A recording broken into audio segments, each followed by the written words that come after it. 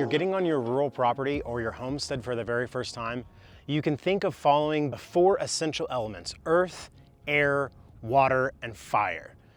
We don't necessarily need to follow the elements in terms of going around and making sure that we have all of those elements on our land, but they are essential guidelines that we can follow. Make sure that we are actually stewarding the land correctly. You're going to use the 4 elements as kind of a checklist to ensure that your land is ready and also safe to start stewarding correctly. The 4 elements are earth, air or wind, water, and fire. Using this guideline, you can give yourself peace of mind that your land is ready to be a homestead and you're not going to get any surprises as you start stewarding it on down the line. What do I mean by this? The first is earth, the land you're on.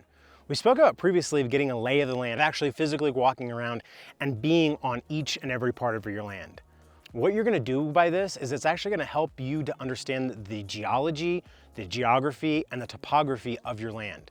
The literal highs and lows, where the elevation gains are and where the elevation losses are. These are going to determine all sorts of different aspects of your land, where you can put trees, where you can put water, how snow and liquid is actually going to accumulate on that land. By going through and navigating your entire land, you understand how to navigate your land.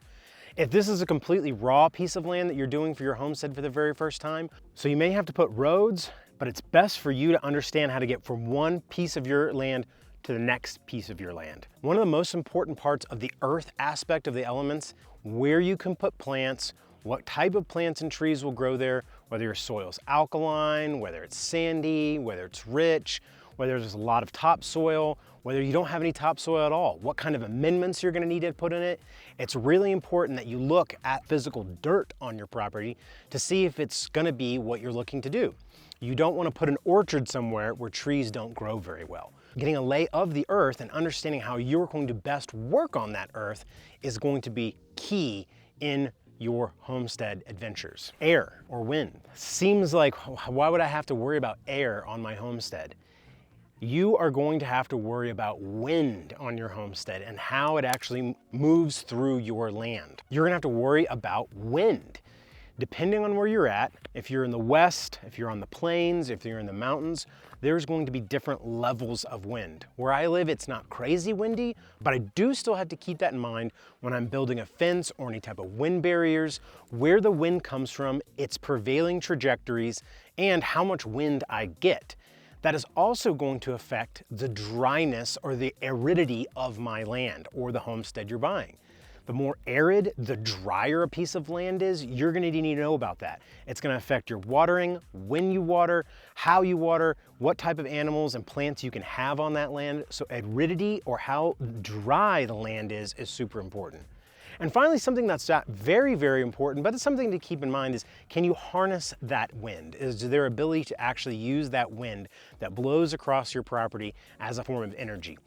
It is not the most efficient form of energy, I can tell you that from personal experience, but it's still something to keep in mind if you live in a windy place. Water.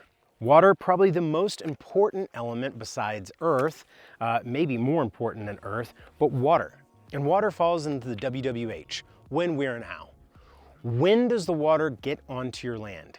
Do you have a rainy season? Do you have a dry season? Do you have a time when irrigation comes onto your land? Does it just matter when the rain is going to fall? Does it affect your water?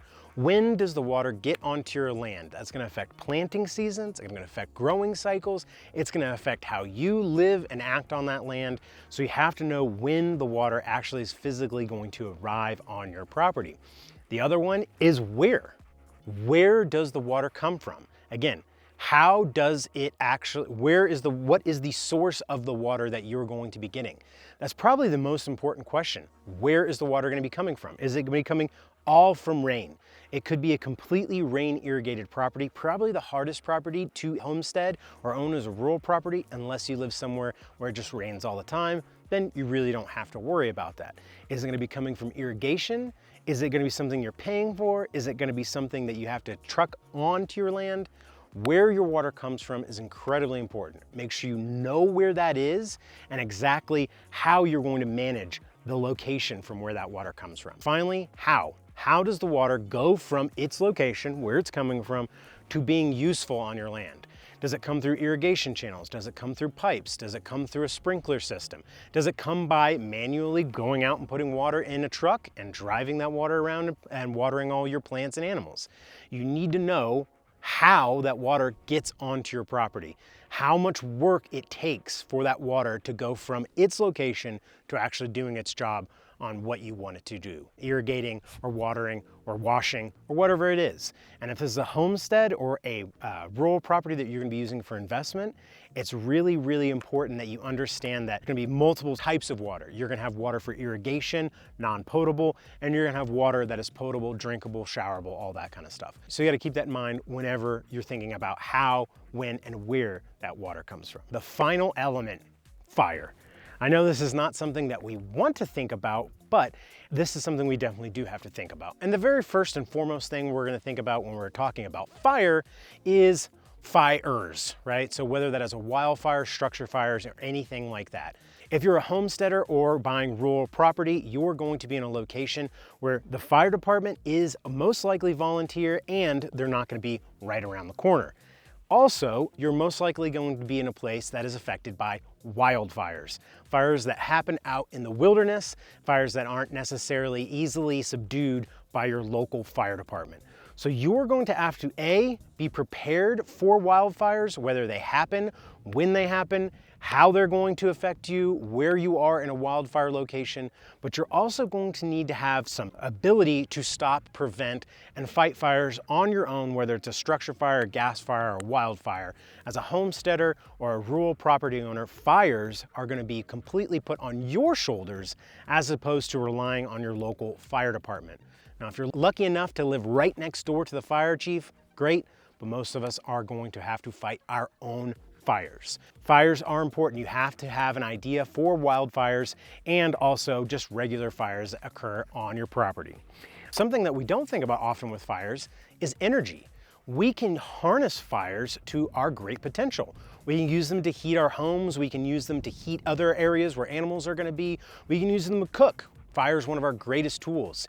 If you're on a piece of property that has wood, use wood burning as an energy source, you should really, really lean into it. Wood burning is one of the best and most renewable resources, especially when done in a modern wood burning stove or wood burning furnace.